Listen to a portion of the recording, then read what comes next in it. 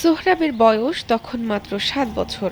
যে বয়সে স্কুলে বসে বইয়ের পৃষ্ঠা উল্টানোর কথা, সেই বয়সে সংসারের হাল ধরতে হয়েছে। দরিদ্রতায় পিষ্ট পরিবারকে বাঁচাতে পড়াশোনা বাদ দিয়ে সংবাদপত্র হাতে তাকে ঘুরতে হয়েছে দাঁড়ে দাঁড়ে। এভাবেই কেটে গেছে ১৮টি বছর। ৭ বছরের সেই শিশু সোহরাবের বয়স আজ ২৫। দীর্ঘ এত বছর পায়ে হেঁটে মানুষকে সংবাদ পৌঁছে দেওয়ার কাজ করতে করতে সোহরাব নিজেই আজ সংবাদ। সোহরাব জানান, ক্ষুধার যন্ত্রণা সহ্য করতে না পেরে ২০০৭ সালে একদিন বের হয়ে পড়েছিলেন ঘর থেকে। কাম অন ব্রো, এসব অনেক কিছু আসবে আর যাবে, এক্সপার্ট কিন্তু থেকেই যাবে। উদ্দেশ্য ছিল স্থানীয় সাংবাদিক মিজানুর রহমানের বাসায় বা দোকানে কর্মচারী হওয়া। তবে সাংবাদিক মিজানুর তার হাতে তুলে দিয়েছিলেন সংবাদপত্র। মাসে ৩০০ টাকা বেতনে সোহরাব শুরু করেন সংবাদপত্র বিলির কাজ। সোহরাবের জন্ম পটুয়াখালীর কলাপাড়া উপজেলার কুয়াকাটার মুসল্লিয়াবাদ গ্রামে।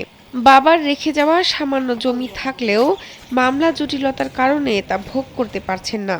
বহু বছর ভাড়া বাড়িতে থাকলেও বর্তমানে থাকছেন সরকার থেকে উপহার পাওয়া মহিপুর আবাসনে।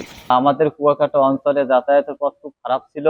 তখন পত্রিকা আনতে আমরা কলাপাড়া যেতে হতো, পায়ে হেঁটে হেঁটে কলাপাড়ায় গিয়ে পত্রিকা আনতে হতো। এভাবেই ধীরে ধীরে আমাকে এই পত্রিকার কাজ করতে হয়েছে এবং আমার আজকের ২৫ বছর বয়স। এই বাকিটা সময় আমি এই পত্রিকার জগতে এভাবেই পায়ে হেঁটেই কাজ করি।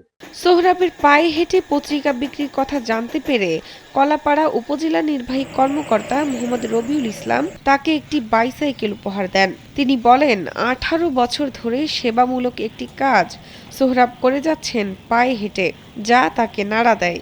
এই বিষয়গুলো আমাদের কুয়াকাটার স্থানীয় সাংবাদিকবৃন্দ যখন ফেসবুকের মাধ্যমে তুলে ধরেন, বিষয়টি আমাকে আসলে ব্যক্তিগতভাবে নাড়া দেয়।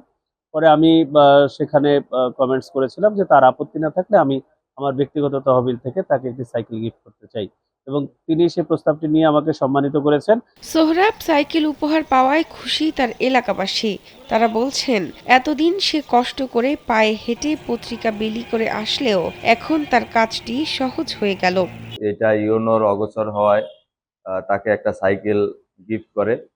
তার পরিপ্রেক্ষিতে এখন আমরা দেখছি যে আসলে ওর কাজগুলো আরো আগের থেকে সহজ হয়ে যাচ্ছে এবং দ্রুত পেপার বিলি করতে পারছে এবং তার কষ্টটাও কিছুটা লাঘব হচ্ছে। অনেক কষ্ট করে পায়ে হেঁটে আমাদের পত্রিকা দিত।